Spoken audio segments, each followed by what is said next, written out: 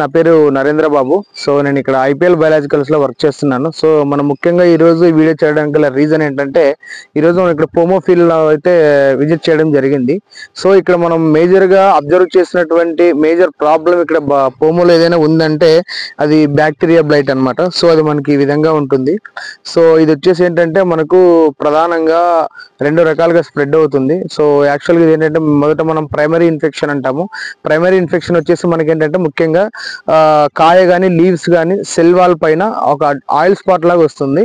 దీన్ని primary infection అంటాము లేదా ఎర్లీ ఇన్ఫెక్షన్ అంటాము. తర్వాత సెకండరీ ఇన్ఫెక్షన్ కూడా ఉంటుంది. ఈ సెకండరీ ఇన్ఫెక్షన్ ఏంటంటే మనకు లీవ్ కానీ లేదంటే కాయ కానీ టిష్యూ లోపలికి పెనిట్రేట్ అయిపోయి అక్కడ మనకు టాక్సిన్స్ తర్వాత హార్మ్ఫుల్ ఎంజైమ్స్ రిలీజ్ చేసి ఆ బ్లైట్ అనేది ఎక్కువగా ఎక్స్పాండ్ చేస్తుంది.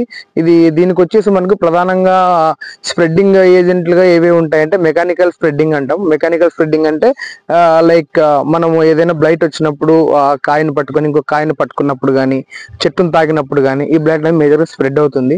ప్రధానంగా ఇంకోటి ఏంటంటే క్లైమాటికల్ కండిషన్స్ మేజర్గా మనకు ఎక్కువ విండ్ ఉన్న తర్వాత ఎక్కువ మాయిశ్చర్ ఎక్కువ ఉన్నా కూడా స్ప్రెడ్డింగ్ రేషియో అనేది పెరుగుతూ ఉంటుంది. సో దీనికి ముఖ్యంగా ఏంటంటే చాలా వరకు మన వాళ్ళు సిఓసి తర్వాత వచ్చేసి లైక్ ప్లాంటామైసిన్ ఇలాంటివి స్ప్రే చేస్తూ ఉంటారు. సో ఇదేంటంటే మనకు తాత్కాలికంగా మాత్రమే పనిచేస్తుంది. దీనికి బయలాజికల్లో ది బెస్ట్గా ఉన్నటువంటి మాలిక్యూల్స్ ఏమైనా ఉన్నాయంటే బ్యాసిల్లస్ సబ్టైలిస్ తర్వాత సూడోమోనస్. సో ఇవి కనుక మనము రెగ్యులర్గా స్ప్రే చేసుకున్నట్లయితే లాంగ్ రన్లో మనకి బ్లైట్ అనేది కంట్రోల్ చేయడం అనేది జరుగుతూ ఉంది. దాని మెకానిజం ఏ విధంగా ఉంటుందంటే ఈ బ్యాసిల్లస్ మనం స్ప్రే చేసిన తర్వాత ముఖ్యంగా మొక్క మీద దాని యొక్క పాపులేషన్ డెవలప్ చేసుకొని ఈ ఫంగల్ పెథోజన్స్ ఏవైతే ఉంటాయో వాటిని అటాక్ చేస్తూ వాటి యొక్క పాపులేషన్ అనేది బిల్డ్ అవ్వకుండా వాటిని చంపేయడం అనేది జరుగుతూ ఉంటుంది. సో మనం కెమికల్ స్ప్రే చేసినట్టయితే మహా అంటే మనకు ఒక 5 days కంటే ఎక్కువ వర్క్ చేయవు. ఆ కెమికల్ యొక్క ఎఫెక్ట్ మొక్క పైన ఎన్ని రోజులు అయితే ఉంటుందో అన్ని రోజులు మాత్రమే మనకు బ్లైట్ అనేది కంట్రోల్లో ఉంటుంది. సో రిమైనింగ్ కెమికల్ పవర్ ఎప్పుడైతే తగ్గిపోతుందో ఆటోమేటిక్గా మనకు బ్లైట్ అనేది మళ్ళీ ఎక్స్పాండ్ అవుతుంది. ప్లస్ ఇంకోటి ఏమంటే దానికి అగైనెస్ట్గా రెసిస్టెంట్ అనేది డెవలప్ చేసుకుంటూ ఉంటుంది అనమాట. సో అందువల్ల మనకు కెమికల్గా రెగ్యులర్గా స్ప్రే చేయడం వల్ల మనకు మొక్క కూడా స్ట్రెస్కి లోన్ అవుతుంది. ఫ్లవర్ డ్రాప్ తర్వాత వచ్చేసి ఫ్రూట్ డ్రాప్ ఇలాంటివి చాలా డిసడ్వాంటేజెస్ అనేది ఉంటాయి అనమాట.